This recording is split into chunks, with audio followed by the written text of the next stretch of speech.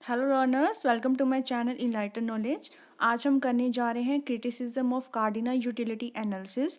ये हमारा last topic है यूटिलिटी एनालिसिस चैप्टर में, और इसी के साथ हमारा ये चैप्टर पूरा कंप्लीट हो जाएगा। तो आज हम इसके क्रिटिसिज्म को डिस्कस कर लेते हैं। जो इकोनॉमिस्ट हैं जैसे कि Edgeworth, Pareto, Hicks and Allen Samuelson, इन्होंने क्या है कार्डिनल यूटिलिटी एनालिसिस को डिफरेंट डिफरेंट ग्राउंड पे क्रिटिसाइज करवाया है। तो सबसे पहला क्रिटिसिज्म है आपका, that is utility is subjective. Utility आपकी एक सब्जेक्टिव कंसेप्ट होती है। सब्जेक्टिव कैसे? क्योंकि ये मैथ्स की साइकोलॉजी पे निर्भर करता है। कई ऐसी चीज़ें होती हैं जिससे उनको यूटिलिटी ज़्यादा मिलती है और दूसरे पर्सन को उसी से ही यूटिलिटी कम मिलती है। तो मतलब एक मैन की साइकोलॉजी पे हमारी यूटिलिटी डिपेंड करती है।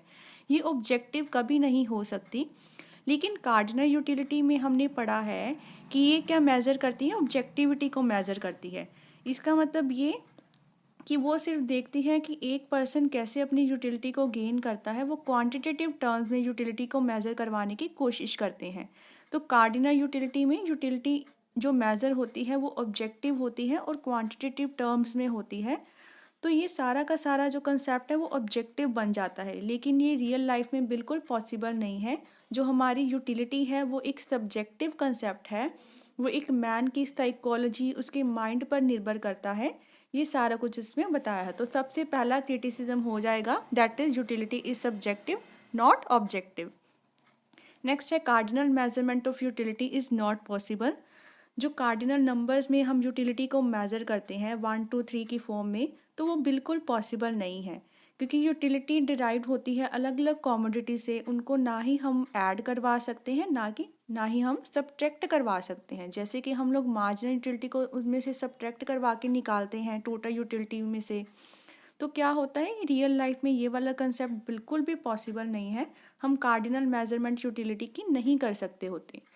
Next is every commodity is not an independent commodity. इसने अजप्शन ली थी कि जो हर कॉमोडिटी है वो आज़ाद है दूसरी कॉमोडिटी से, मतलब निर्भर नहीं करती है। लेकिन ये अजप्शन बिल्कुल ही अनरियलिस्टिक हो जाती है, क्योंकि रियल लाइफ में एक कॉमोडिटी बहुत ज़्यादा डिपेंड करती है दूसरी कॉमोडिटीज़ पे।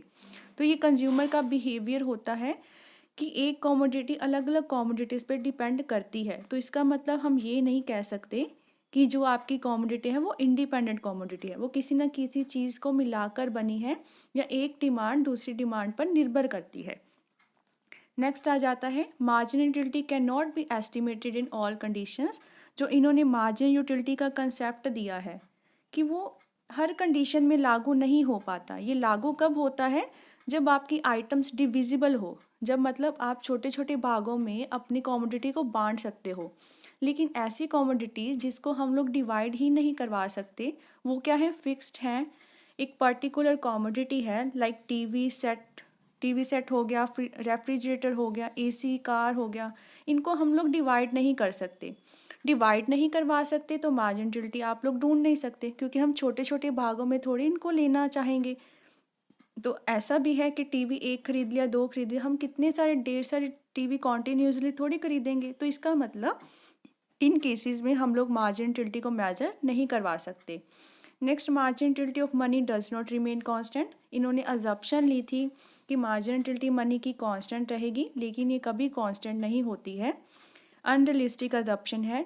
जैसे ही क्वांटिटी मनी की क्या है बढ़ती है किसी पर्सन के साथ, उसकी मार्जिन यूटिलिटी क्या होती है, डिमिनिशेस होती है। ये मैंने आपको बताया था कि जो margin utility of money riches की है वो कम होती है पुअर से, क्योंकि वो कम पैसा अपना स्पेंड, अपनी इनकम उसकी जितनी ज़्यादा होती है ना, उनकी सेटिस्फेक्शन उतनी ही कम होती जाती है। और जिनके पास इनकम कम होती है या क्वांटिटी ऑफ मनी कम होती है, उनकी सेटिस्फेक्शन बढ़ती जाती है। तो हम कह सकते हैं कि मार्जिन यूटिलिटी मनी की कभी भी कांस्टेंट नहीं रहती है। Too many assumptions. अब आपने कार्डिनल यूटिलिटी एनालिसिस पूरा पढ़ लिया है, उसमें बहुत सारी अजप्शंस दी गई हैं। तो एक ऐसी थ्योरी जिसमें बहुत सारी अजप्शंस हो, वो कभी भी अच्छी थ्योरी नहीं मानी जाती है, क्योंकि प्रैक्टिकली कोई भी थ्योरी है उसमें ज़्यादा अजप्शंस नहीं होनी चाहिए। बहुत सारी इसकी अजप्शन, जैसे कार्डिनल मेजरमेंट यूटिलिटी की, इंडिपेंडेंट कॉमोडिटी, और भी कई सारी जो अजप्शंस हैं वो ना ही रियल लाइफ में कहीं पर अप्लाई होती है। एक तो अनरियलिस्टिक है और क्या है, इम्प्रैक्टिकल है। No division of price effect between income effect and substitution effect. अब देखो सिर्फ और सिर्फ इसने प्राइस की बात की है, लेकिन जो प्राइस पे पीछे जो इनकम इफेक्ट या सब्सटीट्यूशन इफेक्ट काम कर रहा होता है वो इसने इग्नोर कर दिया है। कहते यूटिलिटी एनालिसिस ने कोई भी प्राइस इफेक्ट को इनकम या सब्सटीट्यूशन इफेक्ट में डिवाइड नहीं किया है। वो ना ही कुछ इंडिकेट करते हैं कि अगर प्राइस में चेंज आया तो किसकी वजह से आया है। इसके पीछे कई कारण हो सकते हैं कि हमारी रियल इनकम में चेंज आ गया या कुछ सब्सटीट्यूट गुड्स में कोई एक्सपेंसिव हो गया या कोई चीपर हो गया। तो इस बारे में इस एनालिसिस ने बिल्कुल हमें कुछ नहीं बताया है। Consumer is regarded as a computer. देखो कंज्यूमर को एक कंप्यूटर की तरह ही मान लिया गया है कि वो मार्केट में जाएगा, वो आपको क्या है वहाँ पे मेजर करने बैठ जाएगा, यूटिलिटी अलग अलग कमोडिटीज़ की कंपेयर करने बैठ जाएगा। ऐसा बिल्कुल भी नहीं होता है। कंज्यूमर कभी भी ये नहीं देखता कि किससे मुझे गेन ज़्यादा होगा, किससे लॉस ज़्यादा होगा या कितना सेक्रीफाइस करना पड़ेगा मुझे अपनी मनी का। रियल लाइफ में कोई भी इतना कैलकुलेटिंग नहीं होता। वो क्या करता है, जो उसको चीज़ पसंद है वो लेकर आ जाता है, मतलब उसकी पसंद पे सारा कुछ डिपेंड करता है। तो कभी भी कंप्यूटर ऐसा कंज्यूमर को रिगार्ड नहीं किया जा सकता है। तो उसने तो अपनी थ्योरी में कंज्यूमर को क्या है, कंप्यूटर ही मानकर वो चला है। नेक्स्ट है utility analysis break down in under developed plan economy. मतलब यूटिलिटी एनालिसिस जो हमारी अंडर डेवलप्ड इकोनॉमी होती है, लाइक इंडिया है, वहाँ पर क्या है अच्छे से लागू नहीं हो पाती है। यूटिलिटी एनालिसिस एक अजम्पशन पे बेस्ड थी कि टेस्ट जो होता है ना वो कंज्यूमर का क्या रहता है, कांस्टेंट रहता है, इट रिमेन अनचेंज। ये शॉर्ट पीरियड में तो चलो पॉसिबल है, लेकिन अगर हम लंबे समय की बात करें तो कब तक कंज्यूमर का टेस्ट चेंज नहीं होगा या कब तक फैशन हैबिट्स उसकी चेंज नहीं होगी। तो ये बहुत ही अनरियलिस्टिक सा टर्म बन जाता है कि जब हम लंबे समय की बात करते हैं तो ये वहाँ पे ये अप्लाई नहीं हो पाता। एक प्लान्ड इकोनॉमी में क्या होता है कि लॉन्ग टर्म प्लान्स बनाए जाते हैं, फॉर्मुलेट किए जाते हैं, लॉन्ग टर्म डिमांड देखी जाती है, और लॉन्ग टर्म डिमांड देखते हुए क्या करता है कंज्यूमर अपना चेंज कर लेता है टेस्ट को, ठीक है, अपनी डिमांड को, कमोडिटी को चेंज कर लेता है with change in their taste. Thus utility analysis यहाँ पे फेल हो जाता है कि जहाँ पर भी हमने लंबे समय की बात करनी है, शॉर्ट पीरियड के लिए कहीं ना कहीं ये अप्लाई हो जाता है, लेकिन लॉन्ग पीरियड में ये ब्रेक डाउन हो जाता है एक अंडर डेवलप्ड प्लान्ड इकोनॉमी में। Last is it does not explain Giffen paradox. इसमें कहीं भी गिफन पैराडॉक्स की बात नहीं की गई है। गिफन पैराडॉक्स था जो हमने exceptions to law of demand में पढ़ा था कि क्या होता है, कुछ ऐसी चीज़ें होती हैं जिनमें डिमांड का अपवर्ड स्लोपिंग बनती है, लेकिन कार्डिनल यूटिलिटी एनालिसिस में ऐसा कुछ भी डिस्कस नहीं किया गया है। वो कुछ नहीं बताते, उन्होंने ऐसा केस ही नहीं लिया है कि जिसमें क्या है आपकी डिमांड का पॉजिटिव स्लोप करे।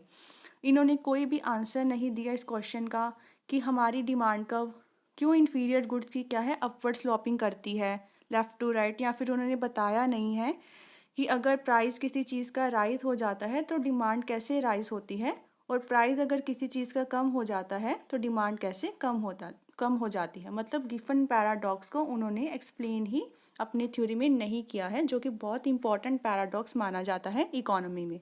तो ये इसके सारे क्रिटिसिज्म थे। आई होप आपको अच्छे से क्लियर हो गए होंगे।